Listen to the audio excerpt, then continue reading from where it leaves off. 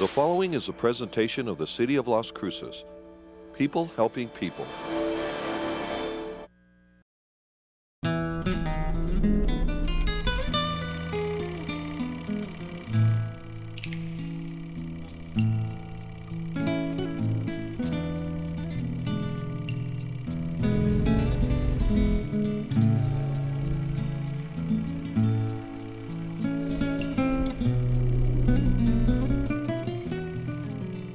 Nestled in the fertile Mesilla Valley between the majestic Rocky Mountains and historic Rio Grande, Las Cruces is a modern-day boomtown rich in history.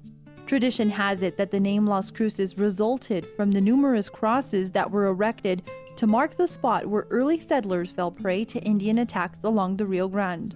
It could also be that the name was derived from the Spanish word for crossing or crossroad, since Las Cruces was located at the hub of north-south and east-west travel. Las Cruces was founded in 1849 when U.S. Army Lieutenant Delos B. Sackett, using rawhide rope and stakes, plotted out 84 city blocks.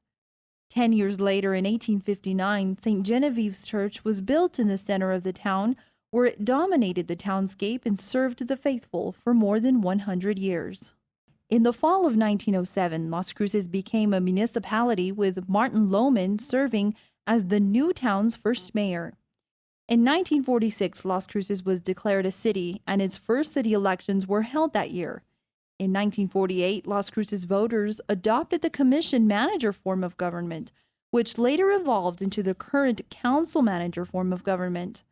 And in 1991, Las Cruces chose their first voter-elected mayor. As time evolved, the city decided to change its city charter, and they decided to finally elect the mayor at large. Whereas before, what they did, they would elect 5, 7 members, and then they would elect one of themselves for a 2-year mayoral term.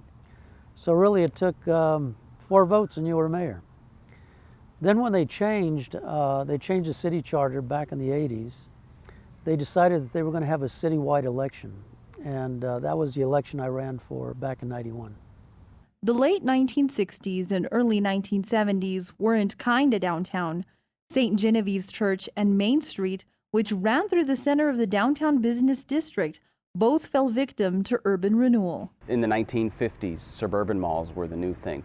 More families had cars, more people moved out into the suburbs. They created these malls near where people lived with big parking lots and indoor shopping, and it was the big thing. And everybody moved to the mall. All the big retail moved out of downtowns nationwide.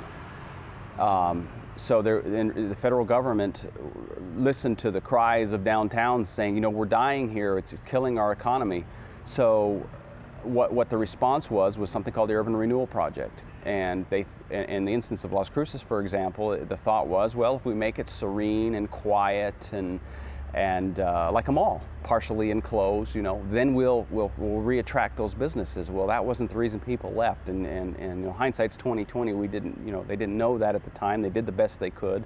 There was about 100 urban renewal projects done nationwide, where they took the main streets out, and that was kind of, as often said, the final nail in the coffin. St. Genevieve's was torn down and rebuilt at a new location, and Main Street was closed, turning the downtown business district into a pedestrian mall.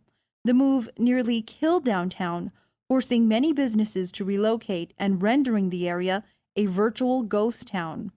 But in early 2000, a movement to revitalize the area went into full swing. The historic Rio Grande Theater reopened following a complete renovation. Built in 1926, the Rio Grande Theater is the nation's last surviving 2-story adobe theater. It now serves as a performing arts center for all forms of performance art.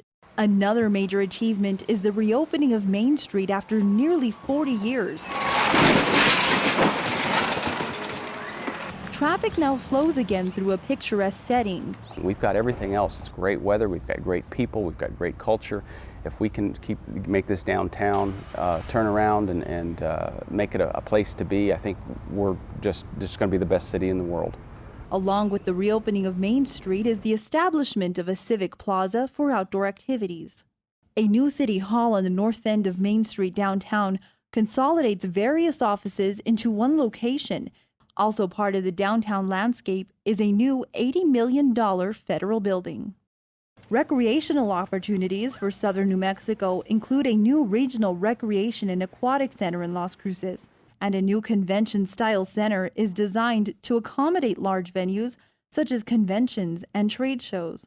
We're trying to create these opportunities so that people want to come to our city, have the quality of life things that they expect when they come to a community.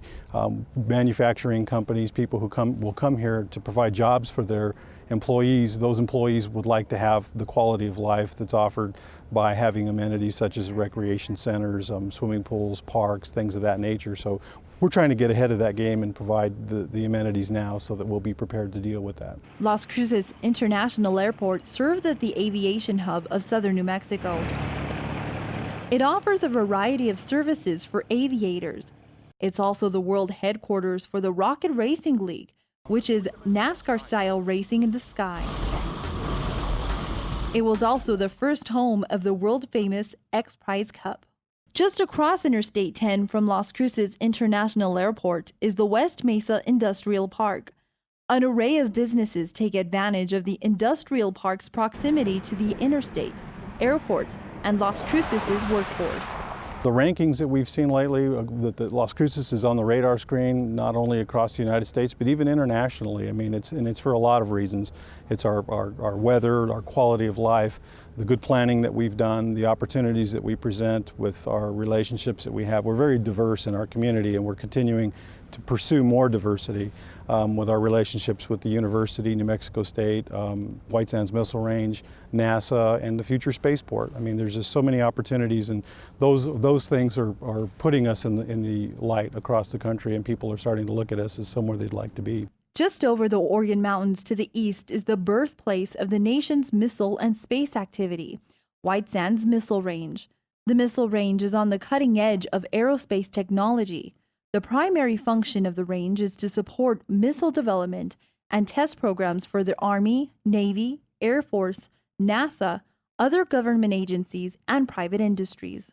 This is the premier piece of real estate in the Department of Defense. It is the premier overland test range of the world. And the weapon systems that we test here have provided great consequence in world events. In 1945, we tested the atomic bomb. Within 30 days, World War II was ended because of that particular device.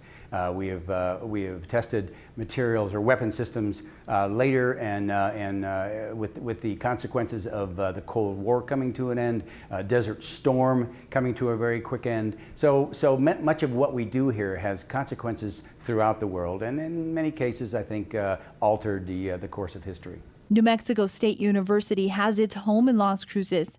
NMSU is classified by the Carnegie Foundation for the Advancement of Teaching as a doctoral research university. NMSU is one of the nation's top universities for Hispanic students, and it received a Best Value rating by Kaplan Newsweek College Catalog. Lining the banks of the Rio Grande are the fields that produce the world's best quality chili, which is used not only in local restaurants, but also in a variety of products worldwide.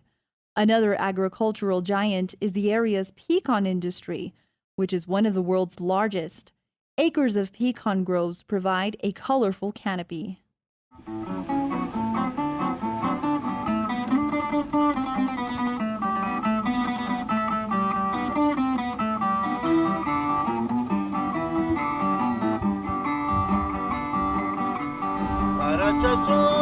Buenas tortillas, chiflándole al gavilán. Another major draw to the Las Cruces area is historic Mesilla. One-time stomping grounds for the likes of Billy the Kid, it now serves as a center for tourist activity. Restaurant and shop-lined streets encircle the main plaza. Mesilla, at one time, was the largest town between San Antonio, Texas, and San Diego, California, going from east to west, and the largest town between Chihuahua to Santa Fe, going from south to north. That all changed with the railroad, and that's when Las Cruces really developed as a as an extremely important city. A wide range of housing options are available in Las Cruces. With golf course estates and panoramic views, Las Cruces boasts some of the finest homes in the area. Beautiful weather, friendly people, and superb quality of life all come together to truly make Las Cruces a great place to live.